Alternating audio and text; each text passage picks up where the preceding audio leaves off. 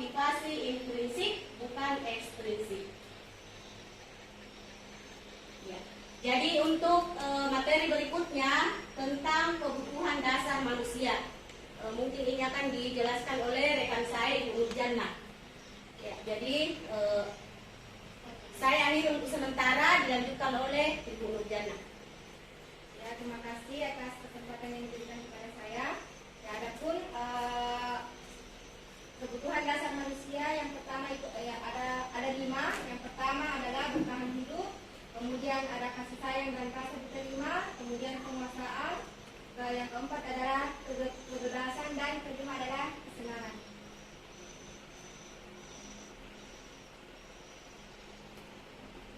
Ya, bisa kembali ke slide sebelumnya.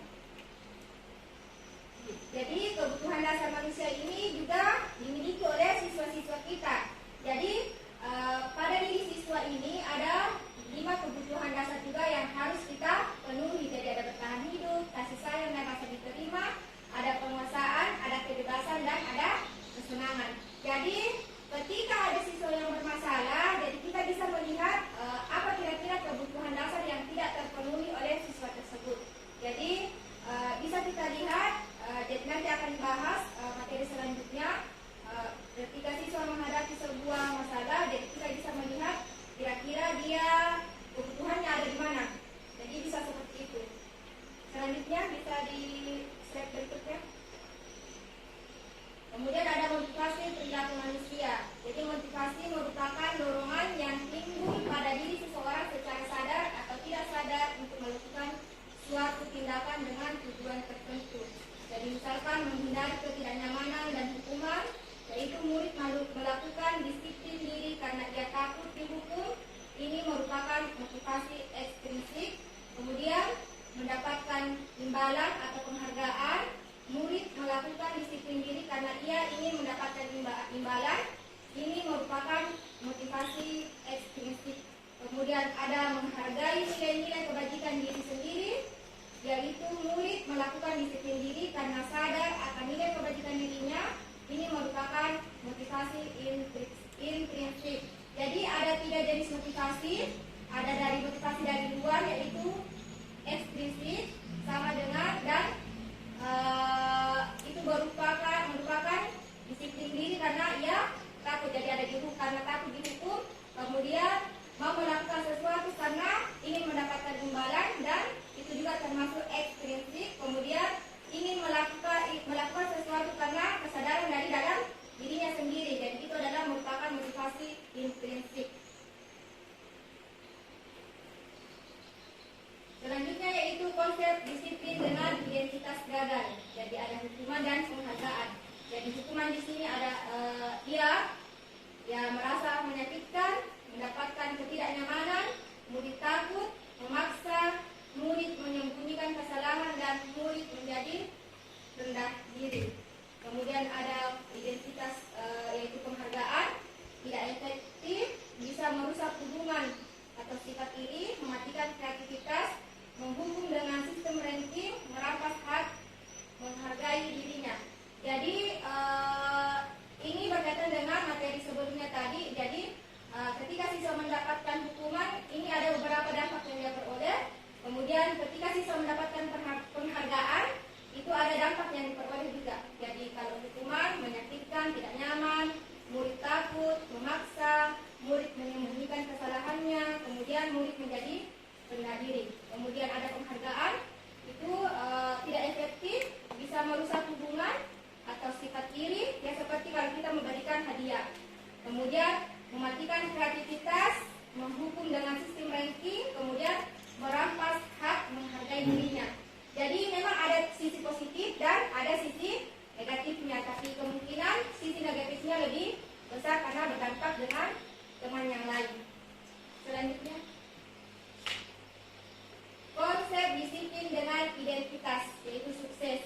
Konsekuensi, penguatan jangka pendek, kemudian perlu monitoring berkelanjutan, stimulus dan respon, kemudian murid menghormati peraturan, kehilangan waktu untuk merenungi kesalahan, dan restitusi, murid bertanggung jawab untuk perilakunya, fokus pada pemecahan masalah.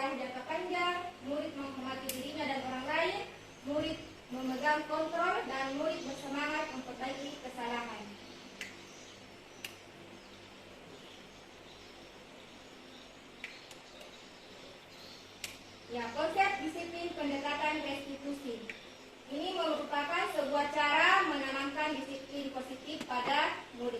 Jadi materi ini masih berkaitan dari materi yang awal tadi ke materi berikutnya. Jadi pengertian restitusi itu adalah proses menciptakan kondisi bagi murid untuk memperbaiki kesalahan mereka sehingga mereka bisa kembali kepada kelompok mereka dengan karakter yang lebih kuat. Jadi ini pendapat dari dosennya tahun 2004. Kemudian ada ciri-ciri restitusi, yaitu bukan menebus kesalahan, namun belajar dari kesalahan. Kemudian memperbaiki hubungan, memberikan tawaran bukan paksaan, menuntun untuk melihat ke dalam diri, mencari kebutuhan dasar yang mendasari tindakan, fokus pada karakter bukan tindakan, kemudian menguatkan dan fokus pada solusi.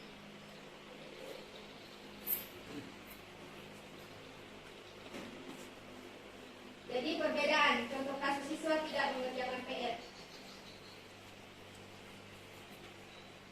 Jadi misalkan ini ada kasus siswa yang tidak mengerjakan pekerjaan rumah. Jadi ada hukuman, ada konsekuensi, ada restitusi. Jadi misalkan kalau dia diberi hukuman, guru menghukum siswa tersebut hormat bendera selama 10 menit, ya guru marahi siswa, jadi takut ya. Jadi kalau ya seperti itu pada umumnya, kalau kita menghukum siswa ya rata-rata mereka takut karena takut dihukum. Kemudian konsekuensi, guru memberikan konsekuensi untuk mengerjakan PR-nya setelah jam istirahat atau dikerjakan sebanyak 3 kali lipat.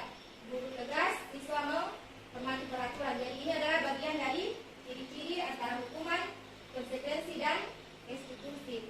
Kalau restitusi, guru menanyakan keyakinan kelasnya, dirinya dan membantu siswa menyelesaikan masalahnya. Kemudian guru terbuka dan siswa menghormati dirinya dan orang lain. Jadi ini adalah 3 cara dalam menyelesaikan kasus siswa. Ada menghukum, ada konsekuensi dan restitusi. Ibu Asmira bisa ditambahkan? Ya, jadi dari ketiga perbedaan cara menyelesaikan, cara memberikan, mendisiplinkan siswa untuk misalnya menyelesaikan tugasnya ini, cara yang paling bagus itu adalah dengan restitusi. Kalau kita sebenarnya konsekuensi juga bagus, tetapi yang paling bagusnya yang kami terima itu adalah dengan cara restitusi, karena tadi ada ya di materi sebelumnya.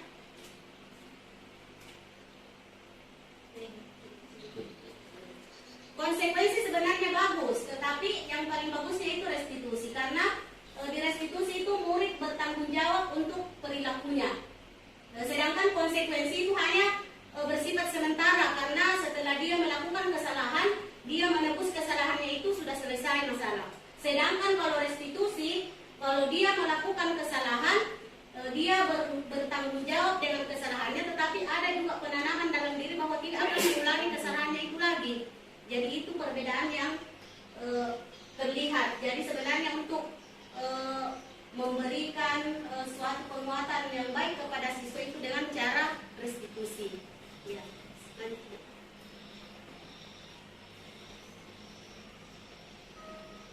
Jadi ada 5 posisi kontrol restitusi, ada penghukum, ada pembuat rasa bersalah, ada teman, ada pemantau, dan ada manajer. Ya, contoh penerapan 5 posisi kontrol, ya misalkan contoh kasus siswa tidak memakai atribut lengkap saat upacara bendera. Ada penghukum, jadi ada pembuat rasa bersalah, ada teman, ada pemantau, ada manajer. Jadi guru ini bisa menjadi 5 posisi antara penghukum, pembuat rasa bersalah, sebagai teman, pemantau, dan manajer. Kalau penghukum ini ciri-ciri adalah patuhi aturan sekolah, lalu berdiri di depan barisan. Ini contohnya penyelesaian kasus. Kemudian kalau membuat rasa bersalah, ya siswa ini berapa kali guru harus bilang sama kamu. Ini ada ciri-ciri dari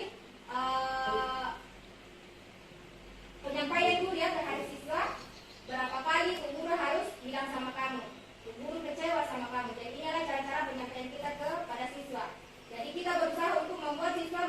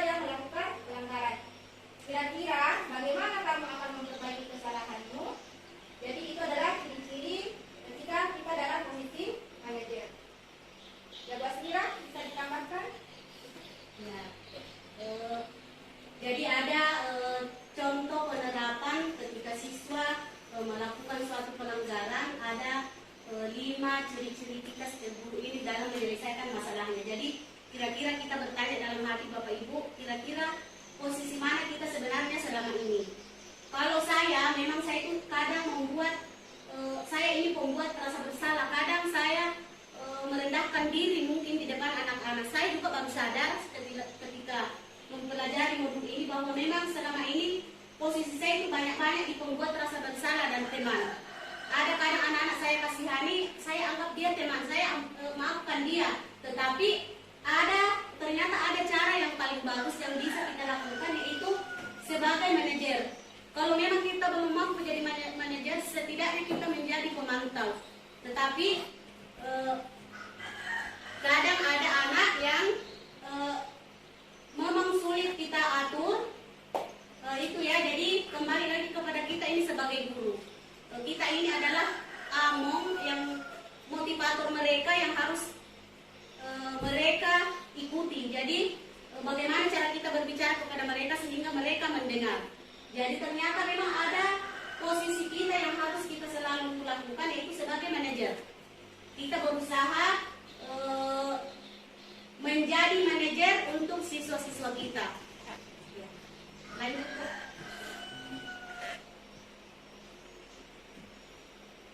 Dan sebelum lanjut materi, jadi dari kelima posisi kontrol tadi itu ada dampak yang diperoleh siswa kita ketika melakukan 5 posisi ini.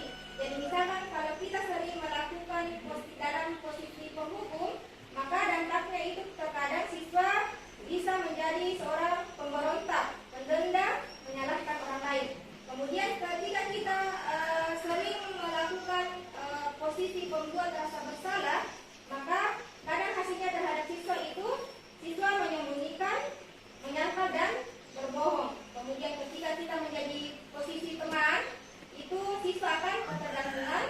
Kemudian ketika kita menjadi pemantau, maka siswa itu menyesuaikan ketika diawasi. Jadi dia akan melakukan sesuatu ketika guru mengawasinya. Itu dampak dari pemantau. Dan dampak